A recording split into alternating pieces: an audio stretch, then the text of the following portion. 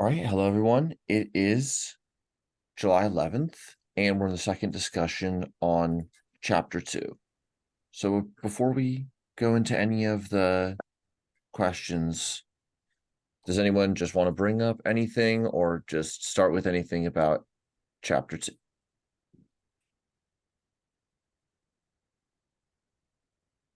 Ali? And then anyone else who raised their hand. Thank you. Yeah, I just uploaded the equation 2.5 walkthrough in the, I guess I put it in the equations table, if I'm not mistaken. But equation 2.6 needs a little bit more fine tuning before it's ready, but I'm sure it'll be ready for the next week. So I think I put it at the top of the notes section of equation 2.5. So if anyone wants to, oh yeah, that's it.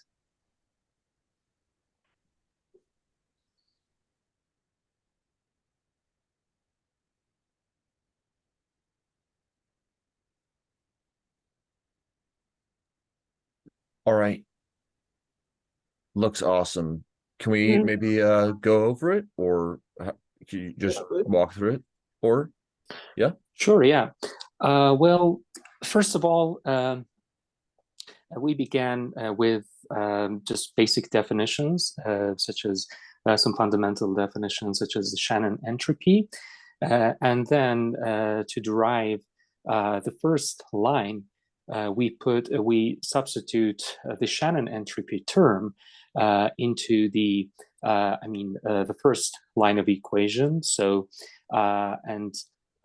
we can see there's an interesting parallel between this kind of formulation between energy and entropy, and also the path integral formulation of variation of free energy. But the essential difference here is that here the first term represents only the energy, but for the path integral, it can be best described as the energy constraint. So that's more of a side note there. And then for the second line of equation 2.5, we get, but before going into the second line, just let me unpack the first line a little bit more. So for the people who are not familiar with callback-Leibler divergence, we put the definition of callback-Leibler at the top of the at the top of the page 1. And then by using Jane's inequality, we get the callback-Leibler divergence bounded by the expectation of the log P over Q. And that allows us to substitute the Shannon entropy term into the expectation of the log P over Q.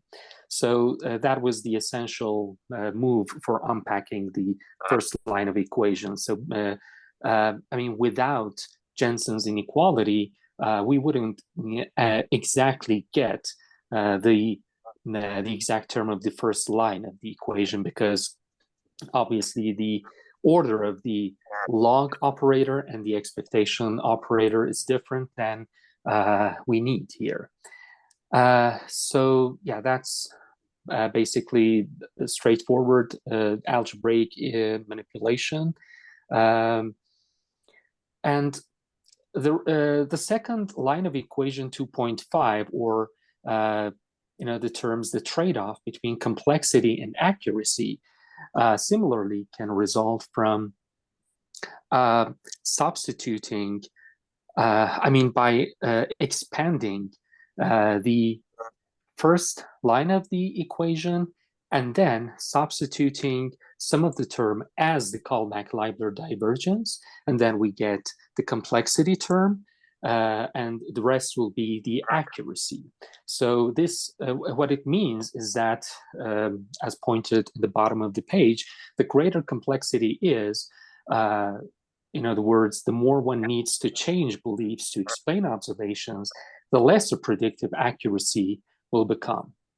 So in this case, variational free energy would be just the minimization of the complexity, or at the same time maximizing the accuracy.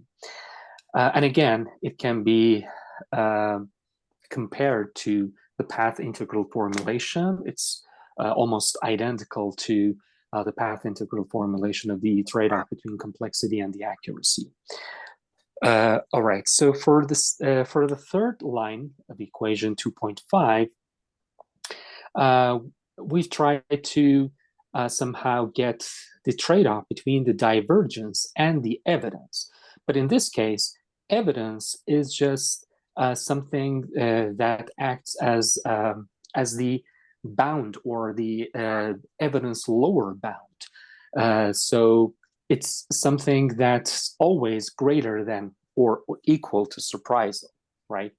So by unpacking the last line of equation 2.5 into these two distinct terms, this trade-off between divergence and evidence, we are allowed to have this elbow or evidence lower bound, or in other words, the negative upper bound that would enable us to regard BFE as the optimization parameter, or the parameter to be optimized, rather than trying to achieve the exact value of free energy, but just some optimization parameter, which would be much more tractable than trying to achieve the exact amount of the free energy.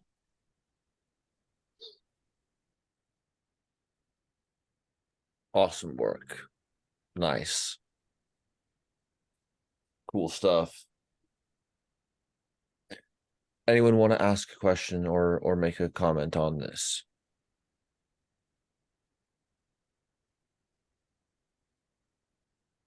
Could you maybe explain a little more, like zoomed out from this document, what does the variational free energy do in the model, like in the textbook? Okay, so variation free energy is a variational technique that, sorry, as I mentioned, allows us to do the approximate computations of Bayesian inference in terms of optimizing a certain parameter, namely the variational free energy, because computing the exact Bayesian inference of, or Bayesian output, Bayesian inference with regard to both posterior and prior would be almost impossible, especially in complicated situations. And by complicated, I mean everything that's not trivially simple situations. So that would basically are all real-time situations that we encounter, and obviously we're interested in modeling. So this approximate Bayesian inference technique is a very useful way to overcome this shortcoming of exact Bayesian inference in terms of its intractability. And it makes the computation of, or the optimization of the variational free energy much more computable and tractable as compared to exact Bayesian inference, which would obviously have many practical, it can have many practical benefits, and not just something that's described in theory and doesn't have any practical applications in modeling and so on. So yeah, that's basically the idea behind using the variational technique and using a certain parameter as the upper bound, or in other words, the negative of a lower bound that needs to be optimized, whether maximized or minimized, instead of just trying to compute the exact value of interest. So variation-free energy, on the other hand, includes all the established frameworks for doing Bayesian inferences. So, for example, the techniques developed by James, Kahneman, and others that I think it was which table was which figure in one of the figures in the book, I suppose it was in chapter 2, I guess. There's a nice comparison between the different terms of variation of free energy and all the other theories of Bayesian inference. Yeah, exactly. So we can see that it's more generalized theory of optimizing the Bayesian inference than risk-sensitive KL control and other techniques of Bayesian inference that have been developed throughout, the past several decades. And so each of those terms can be accounted for by including, or let me put it this way, by omitting some of the terms, and we can basically get the exact same formulation or the exact same previous formulations we had before. But as we see, this is the much more general way of calculating the approximate Bayesian inference.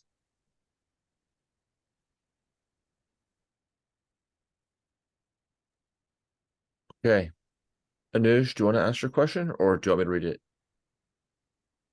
Yeah, I just had this curiosity, like, is there a case like when we already know that like I cannot do exact inference, but are there cases when I should also avoid optimizing this variation-free energy, given that in any case I cannot do exact inference? I'll give a first thought on that. You could choose your models however you want, but you will be doing strictly worse with respect to the accuracy complexity trade-off. So you can invent an arbitrary statistical method, but you will not outperform the information geometric maximum possible performance. Okay, fair enough. Yeah, thank you.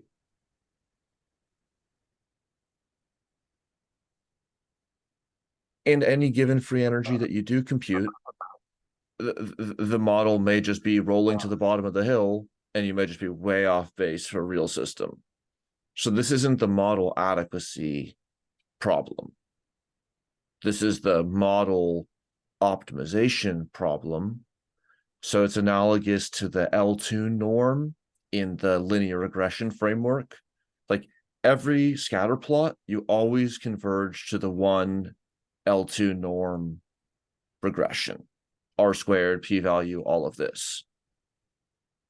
So this plays a somewhat of an analogous role by enabling these different generative models to be optimized in a real-time sequential way. And it turns out that it's the same optimization strategy that variational autoencoders use and just variational methods in physics. So it's not like variational methods comes from FEP or ActInf. It's just using Bayes optimal model fitting, just like L2 regression, let's just say is optimal linear regression fitting, optimal Bayes fitting with the variational free energy, which is a functional, because it's a function of a function.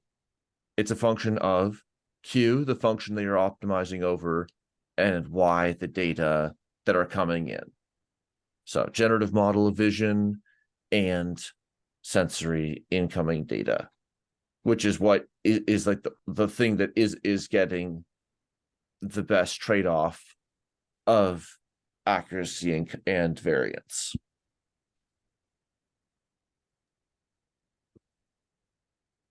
Thank you.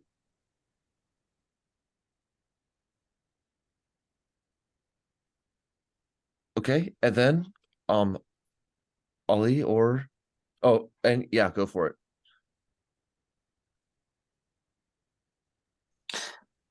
Sorry, yeah, and one I think crucial point here is the reason for using the callback library divergence for comparing the two distributions. So I suppose the justification for using KL divergence is not explicitly stated in the textbook, but it derives from the Neyman-Pearson lemma, which is basically says something to the effect that the most efficient way to compare two distributions would be to compare the logarithm of their, to compute the logarithm of their likelihood ratios. So that's basically what's meant by callback Leibler. So it's not just an arbitrary technique for comparing the two distributions. It's actually a proven theorem or lemma that this is actually the most efficient way to compare two distributions. So yeah, I wanted just to point that out as well. Yeah, thanks. And just adding one piece, I'll put this in the notes there. This is with Noor Sajid and others and Karl, and they use the Rainey divergence. So in principle, you could use different divergence or distance measures, but the kind of it's definitely an interesting question about where one might have different properties, but KL is kind of like the go-to in at least this sense.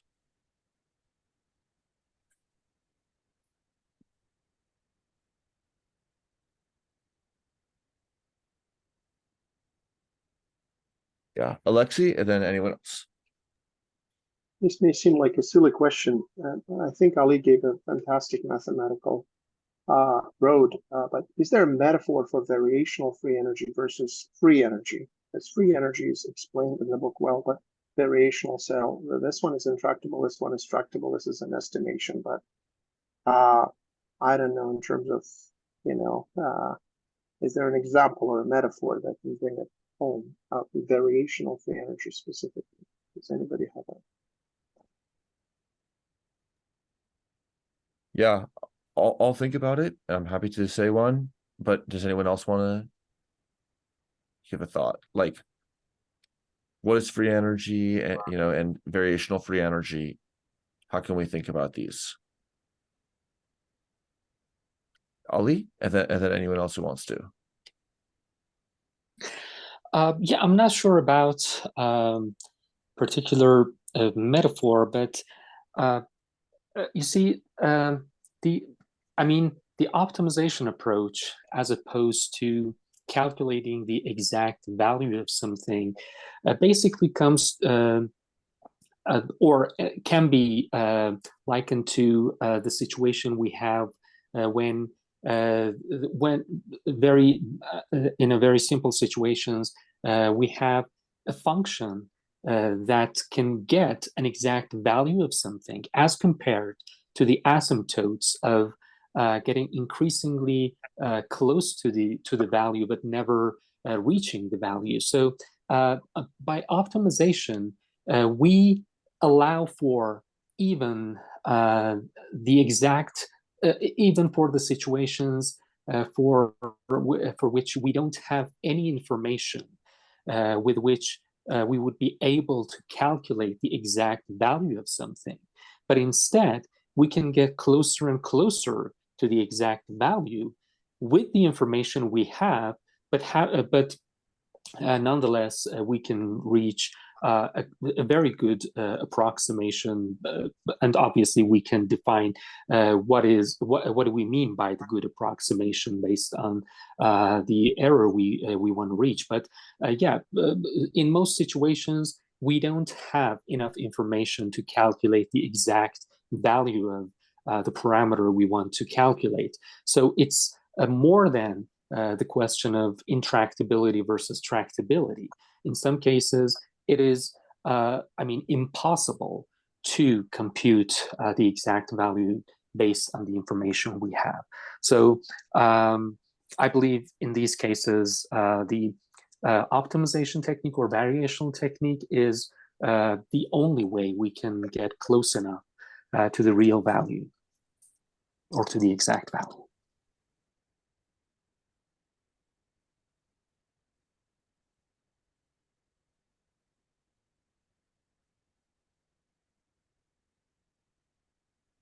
That's a great point. That like, even if the variational model is just woefully not structurally mapping onto the real external generating function, like the generative model is a unimodal distribution, and then the out there in the world there's like 5 bins.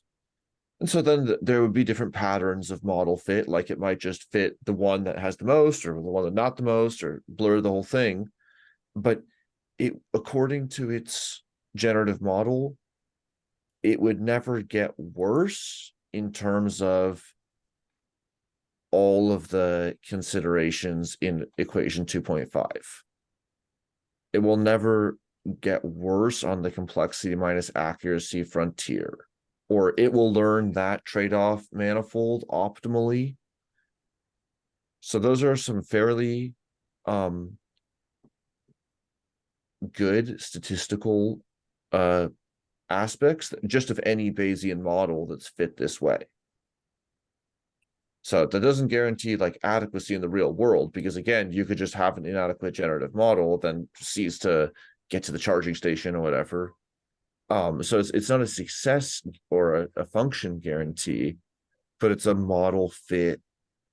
Or it doesn't mean that you'll have adequately balanced, or had a memory window that's optimal or all these other things, unless you've really taken them all into account.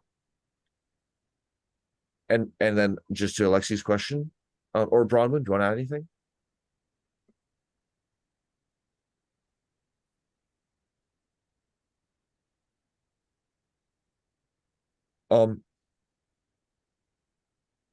Equation 2.6 is the expected free energy. Ali, maybe do you want to summarize? How is equation 2.5 different than 2.6? Yeah, so basically, they're very, very, very similar structurally, but obviously we need to take into account the pi, or the policy that needs to be, in variation-free energy, we only deal with the situation in which the perceptual data is we only deal with perceptual data, so we don't need to act upon the environment in order to fit the data better to our generative model. But in expected free energy, we delve into the action domain of the action perception loop. So obviously in this case, we need to take into account the effect of the policies on our both priors and posteriors. So the point of commencement for derivation of equation 2.6 from equation 2.5 is exactly how applying the policies to those prior and posterior terms can affect the whole equation, and that's where we get equation 2.6 and its variance in other lines of the equation. Awesome. One point about equation 2.6 is first off, it's G, not F. And it is like the argument that it takes is pi, which is the vector, the list of all of the policy trajectory possibilities. So variational free energy, which was described really comprehensively earlier, is basically that trade-off frontier between accuracy and variance estimator according to a generative model. That's the Q and the Y. On the variational free energy, this is like a sense making or perceptual real time. And the self-evidencing component of variational free energy is like if you're repeatedly measuring your body to be at homeostasis and you expect and prefer that, then like things are working out, and that's sort of the closure of the adaptive organism, is like by fitting the variational free energy about homeostasis, then it stays within homeostatic bound. But expected free energy uses this pi or policy variable. And so whereas variational free energy is more like signals processing, expected free energy is more like control theory, because it's an explicit evaluation of different possible futures. Does anyone have any other like thoughts or ways of thinking about variational and expected free energy? I did have this is more in the form of a question, sorry, but I thought it might be useful. So we have here in chapter 2, page 34, when evaluating the free energy of outcomes, the outcomes are the consequences. However, when evaluating the expected free energy, the outcomes play the role of causes in the sense they're variables that are hidden in the future but explain decisions in the present. Would you say that everything you've said thus far has kind of gotten to that, kind of explaining what that quote means? Can you maybe paste the quote here just so we can see it? Thank you. Meanwhile, let's look at this question. Can anyone throw some light on these terms? Both are posterior. So indeed, sometimes like the initial prior D is called like the prior, but technically every variable that gets an observation coming to it in a Bayesian framework is a prior, an observation, and a posterior update on something. It's not like a free floating prior. So every distribution that's Bayesian, that's why it's like prior on state space or prior on policy, which is like habit that gets sharpened by expected free energy. So then the output of this operation is like habit, the policy prior, sharpened by G into policy posterior. And then that policy posterior can be sampled from or just selected with the best option. Then about the specific, Andrew, as soon as you paste it in, we'll look at it. But just now to these two terms mentioned. So Q x given pi and Q x given y and pi. So this is a question about the KL divergence. So the computation of the expected free energy for a given policy, everything is conditioned on like that policy happening. And so between these two things, two sides of the double line, they're both conditioned on policy, and they're both have an aboutness of the hidden state through time, x tilde. So the only difference is that there's this y tilde observations through time on the left side. So if the observations that you expect under that course of action aren't going to update your hidden state beliefs, then the divergence between these two Qs is zero. The information is meaningless. There's no information gain. You're not learning anything. You're not updating your hidden state model based upon the observation. Whereas if it was a epistemically informative course of action, and you expected to reduce your uncertainty on this course of action, then y tilde would lead to an update on x tilde. So there would be a divergence here. So that policy would have epistemic value. Whereas the pragmatic value is about the alignment of preferences with the observations that you expect.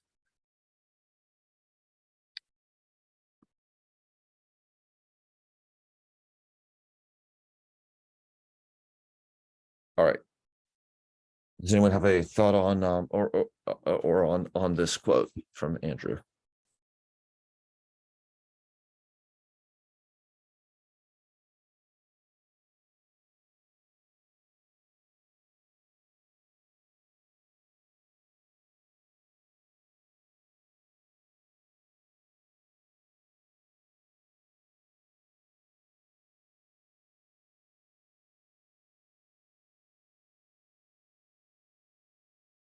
I'll just give one reading. Not sure if this is the full or only way, which is like when we're talking about the sensory data themselves, which are sometimes just called outcomes, sensory outcomes. So like when we're talking about the why that we're the outcomes that we're actually observing, those are the consequences of hidden states that are like emitting those. So we're doing equation 2.5, where the consequences of the causal model are what we're trying to fit. In contrast, in 2.6, those observations in Y tilde have not happened yet. So they're projected observations. So they are unobserved. Like it's the opposite of time travel. Say you and I haven't observed the temperature in 2 hours, but I can have a tight or a wide prior on that variable, but it's a type of hidden cause analysis to say, well, if this happens under this condition, and then basically kind of back propagate that into the present. So it's a causal impact of an informational state that's expected. And that's not like a paradox or anything like that. But so they're the outcomes of a causal process, but then in the EFE, they also have a causal force because differences in them lead to differences in expected observations lead to different action selection.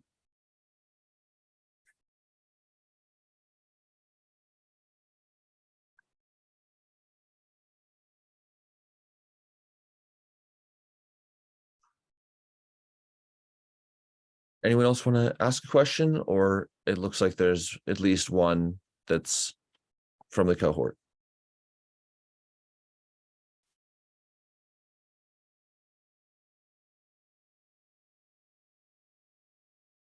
Alexi, yeah. So I was really happy to read this paragraph where they talk about generative process and generative model, and they're saying that they could be in different state spaces. One could be 5-dimensional, one could be 2-dimensional, continuous and categorical. I think that's a very profound statement.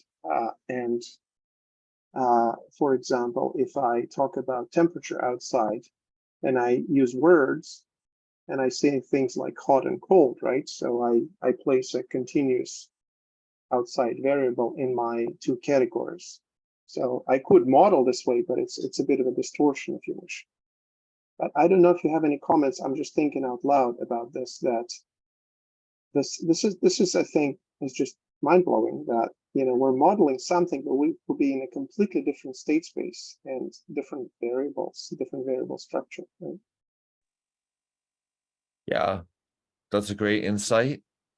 One thing I'd add to that is like, if you measure the height of the people in the classroom, you can optimize a binary classifier, tall or short, and then you can do optimal model fit to make the line between tall and short, you know, optimize some trade-off, like recall or something like that, accuracy minus complexity. You could do a 3-category model, 4-category model. You could do a continuous model, all these statistical distributions. And like, they're all gonna not complain. They're all gonna get optimized.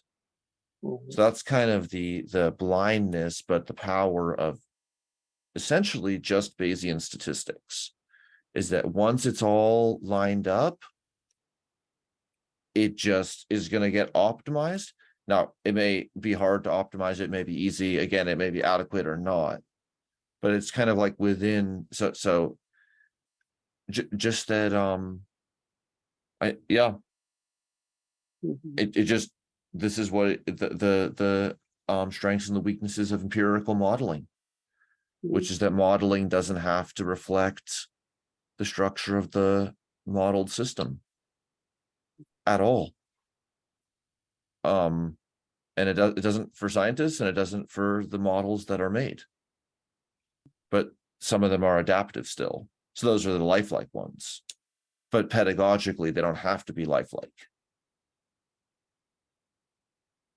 That's a very great example you gave. It helps. And one more question, if I may, and then I'll be silent. At the end of the chapter, they use the word intention, and I posted in the chat the exact quote where they say, in psychological terms, this implies that creatures' belief about policies directly corresponds to its intention, which it fulfills by acting, right? I'm just a little puzzled by the use of the word intention, which typically means motive of an agent.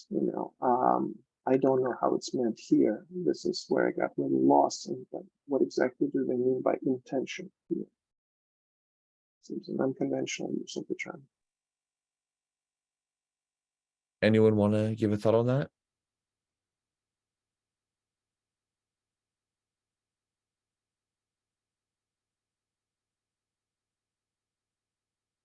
Okay.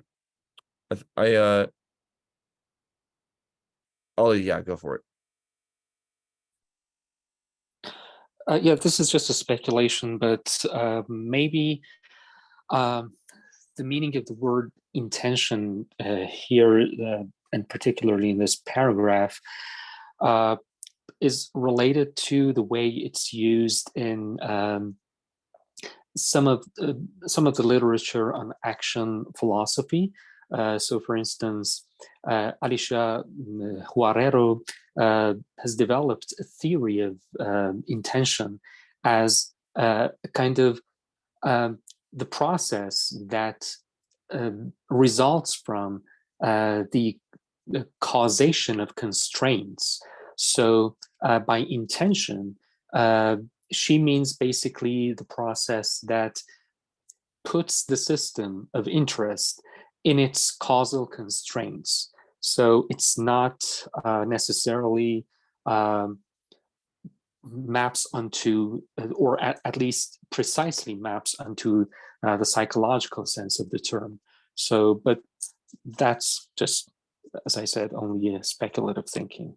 I may be wrong. Okay, another angle is from the paper Active Inference Models Do Not Contradict Folk Psychology. It was live stream 46. Does anyone who participated in that or was there want to just like summarize what they thought this paper's argument was about that issue?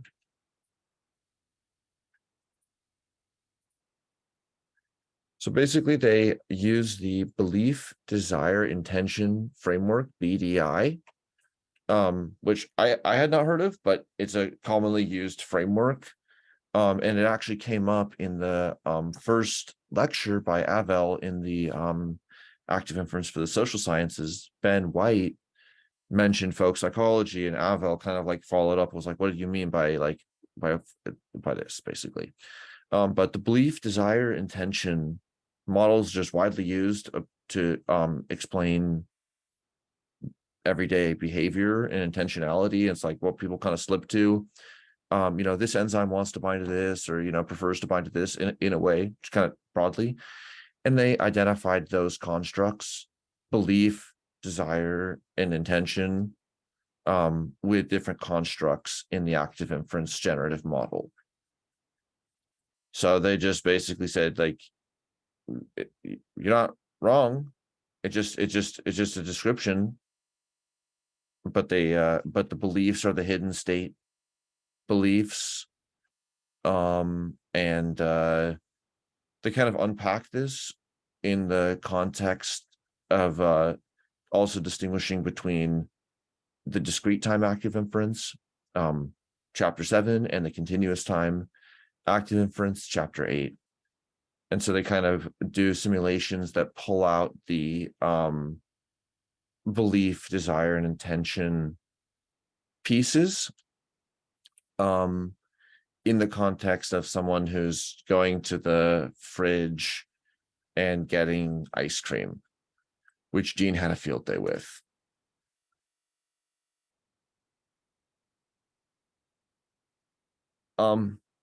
Yeah, but another more deflationary way, not necessarily like an experienced intentionality, like the set point of a thermostat or the set point of a motor limb. You can call it what you, and it's just, as long as you understand the map territory, then such an intentionality is not massively metaphysical.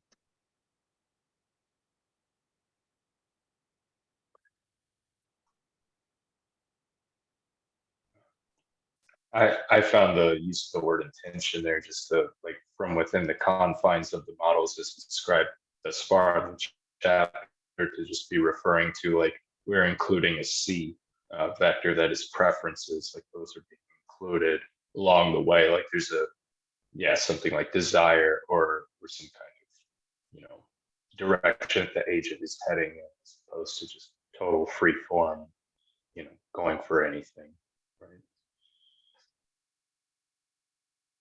Yeah, good point about how these intentions or preferences or expectations for observed outcomes, that those form kind of like explicit intentions, like if you have in terms of the directionality and the amplitude. And yeah, there's a lot to say on that. But this is what goal-oriented or adaptive behavior would look like. Not saying that every single implementation of such a system is like, or taking on any of that. Like we don't really talk about reward or goal in the ActInf ontology. So that's why some people have very broad views on like intentionality and action. But the deflationary and instrumental answer is always, it's a variational Bayesian model with action, signal processing plus control theory, Bayesian statistics. That's not even including free energy principle or Bayesian mechanics or going into any of that part at all. So it's purely defensible even without FEP. Just thought I would say that.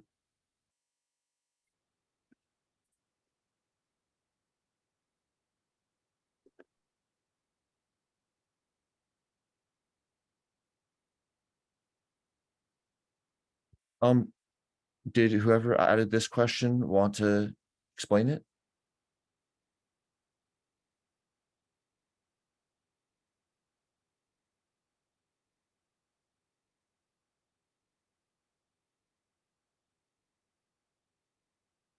Or anyone else who's here want to ask something just while they're here?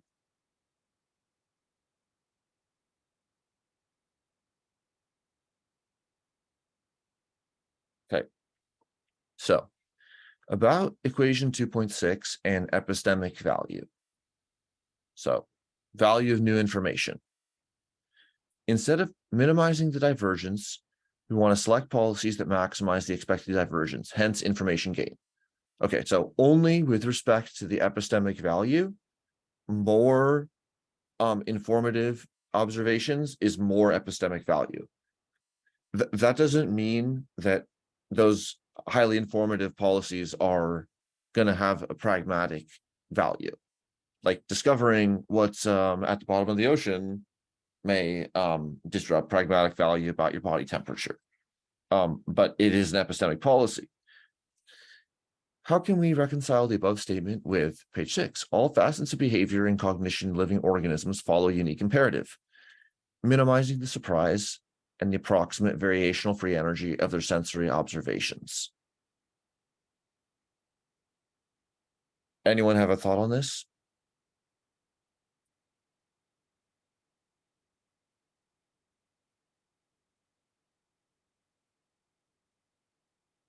So, models of perception and action that do surprise minimization have the best possible generative model. Minimization of surprise is equivalent to maximization of model evidence. If you knew exactly what to expect, how much to expect it, that's the same thing as saying that you have the best fitting model. So maximization of model evidence is surprise minimization. That can't be exactly solved. That's the exact Bayes issue that we discussed earlier. The most modern way to solve it is variational accelerated optimization on the Bayesian evidence lower bound. Now, you could do that about any variable in principle, but what this imperative does is it connects it back to sensory observations, which can be interpreted as, for example, homeostatic. So minimizing surprise on homeostatic variables, minimizing surprise via FE of any variable is doing the optimal Bayesian inference on it. You could do strictly worse on accuracy or variance estimation, but you don't, if you want to use the Bayes optimal, Bayes information criterion optimal model, this is just how it's done. But this connects it to the homeostatic, potentially adaptive imperative. But it doesn't have to be seen as like super adaptive and strategic. It can be seen also for like an inert object. That's the variational free energy. So that's the kind of unified imperative of real-time self-evidencing behavior. But as was mentioned, it does not address action selection. It's a functional of beliefs Q and the data Y. So we need the expected free energy, which is explicitly prospective. Now, within the expected free energy, there's the two terms of that different policies are evaluated based on: epistemic value and the pragmatic value.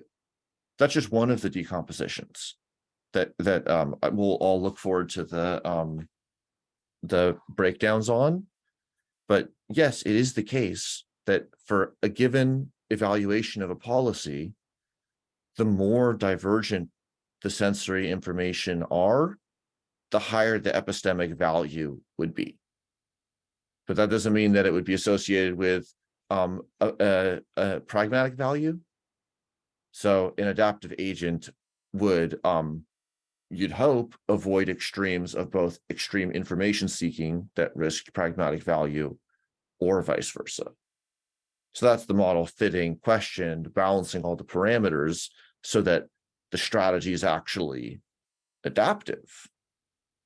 Okay, Alexei, and then we'll continue with this question. I wanted to add to what you just said, Daniel, which was a very nice way to summarize it, that seeking epistemic value, seeking knowledge is for humans pleasurable. You know, this is an effective neuroscience called the seeking drive, literally the dopaminergic exploratory system. We enjoy that. This is the enthusiasm, curiosity that drives scientists and artists and other things. And when all our biological needs are met, when we're not hungry anymore, when we're safe, we default back to that system. We start exploring the environment around us to see what's out there, to gain epistemic knowledge, to maximize evidence, to decrease the surprise, the negative surprise in the future, so that we're not killed, you know, and we're not dying from hunger. Once we explore the environment and find out where's the orchard and where are the predators, that helps us in the future to avoid unpleasant surprises. Nice.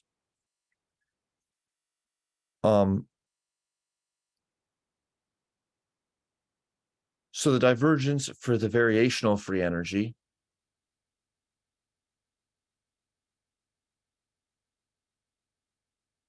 let's look at 2 point. Well, we've seen them previously. Maximizing divergence to maximize information gain appears logical. However, maximizing information gain would maximize ambiguity and risk, which is the uncertainty about consequences of action in the world. And it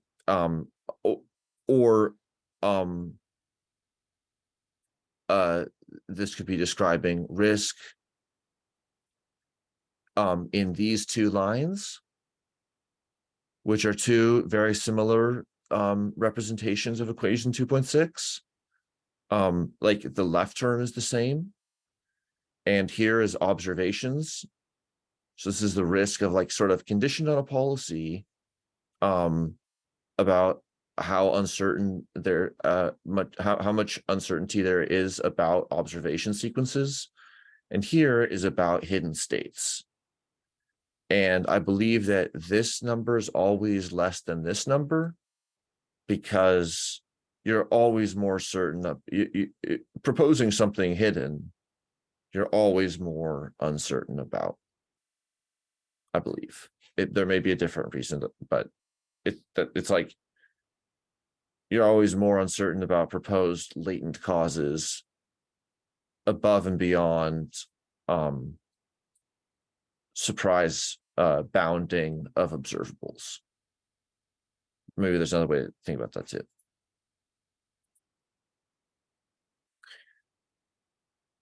Thank you, Lexi. Wouldn't beliefs assign low probability to policies that will maximize discrepancy, expected free energy, ambiguity, and risk?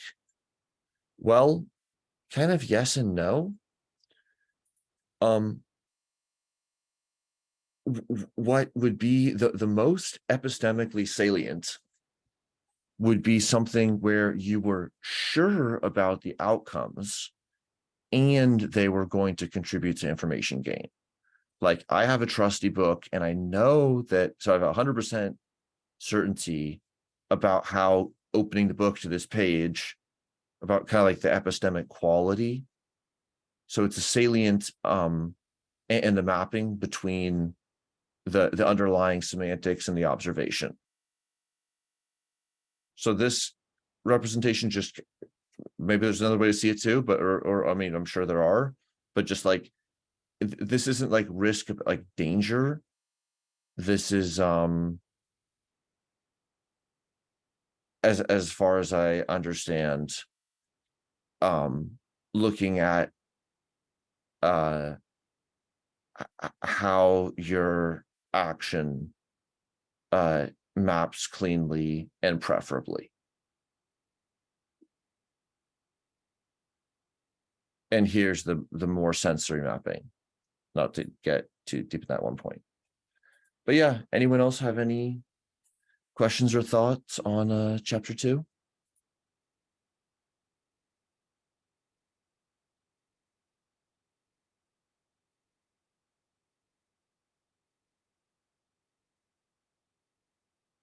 Ollie, that was awesome work.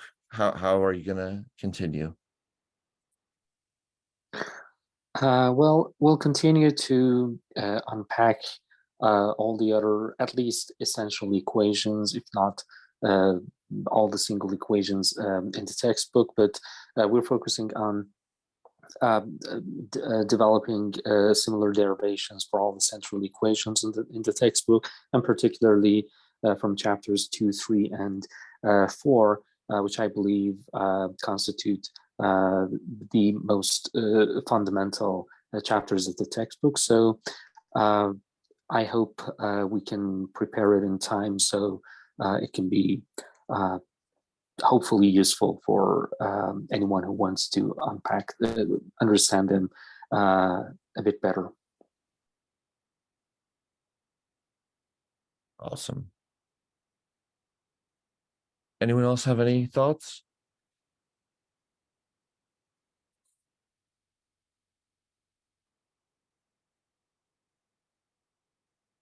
Well, we will head next into chapter 3. So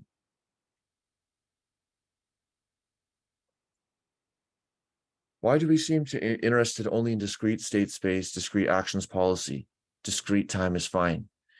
Yeah. Well, chapter 8 you're gonna love. But it is presented as there's always discrete and continuous time are just two options, or two families of models that can be hybridized in chapter 8. But yeah, 100% the book focuses on both. And Thomas Parr's book stream is he describes the history and the differential focus between continuous and discrete time models. And it's a big topic that we talk about in chapters 7 and 8. Do you have any other And even comments on before that? those, Yeah. and even before those chapters, we encounter a preliminary formulation for continuous time active inference in chapter 4 as well. Yeah, and 5 with a spinal reflex arc. So they're just different. I mean the figure 4.3, the kind of Rosetta Stone figure, is about the structural similarities between discrete time and continuous time models, but also understanding their differences. So chapter 3 is going to be the high road. So figure 1.2. Chapter 2 was the Bayes theorem. So that's why we were talking a lot about like the fundamentals of Bayesian statistics, because up until this point, this is the same thing as just saying variational Bayes with perception and action. That is now, someone can implement the variational Bayes with perception and action differently, but kind of thinking cybernetically, that's what they would need to make any kind of active inference agent, whether it's, using Fristonian active inference or not. But if it has to do perception and action. Chapter 3 is going to take a very different approach that's not going to